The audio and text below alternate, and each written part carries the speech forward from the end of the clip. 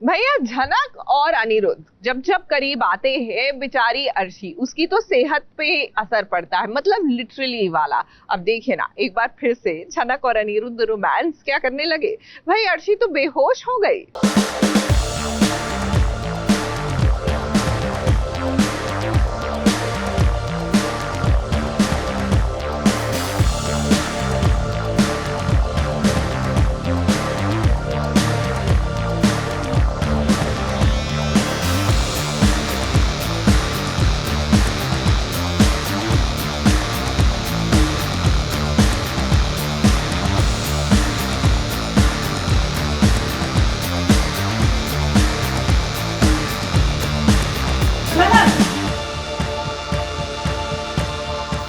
दोनों के ही दिल में लगी है, मगर प्यार झनक और अनिरुद्ध अभी भी एक दूसरे से करते हैं। फिर भले ही दोनों अपने प्यार को जाहिर ना करें, क्योंकि इनके बीच अर्शी नाम की एक बला जो खड़ी है। जी हाँ, छोटन और मृणालिनी की शादी में देखिए किस्मत ने एक बार फिर मिला दिया है अनिरुद्ध और झनक को। और जब दोनों मिले तो मानो दोनों एक दूसरे में खो से गए।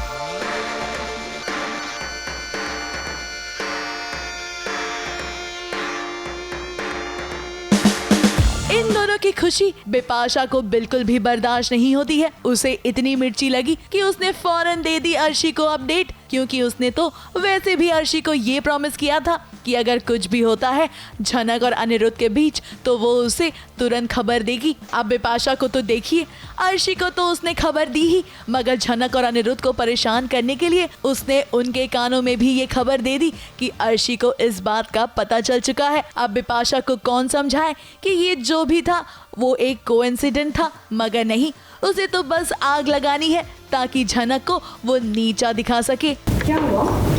क्या कर रहे थे सबके सामने? वक्त थम गया था क्या? सॉरी, तुम तो बिजी हो गए थे, पूरी दुनिया भूल चुके थे, इसलिए तुम्हें ख्याल नहीं आया। अर्शी कॉल कर रही। क्या? हाँ।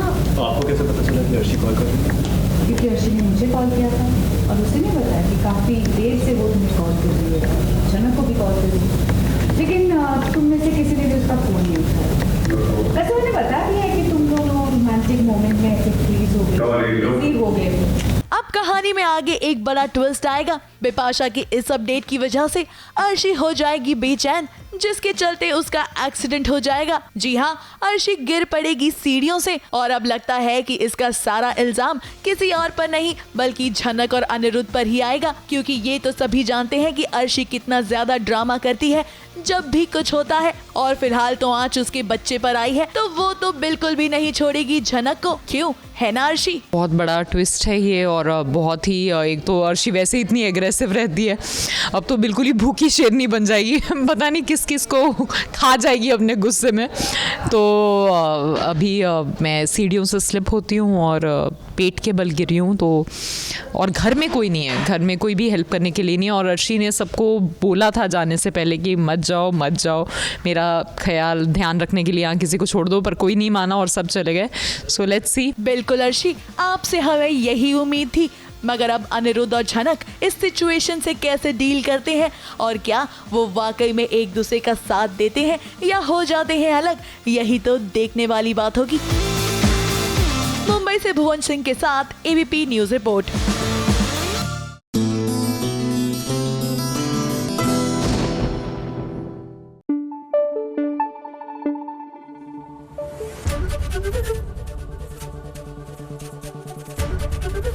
एबीपी न्यूज आपको रखे आगे।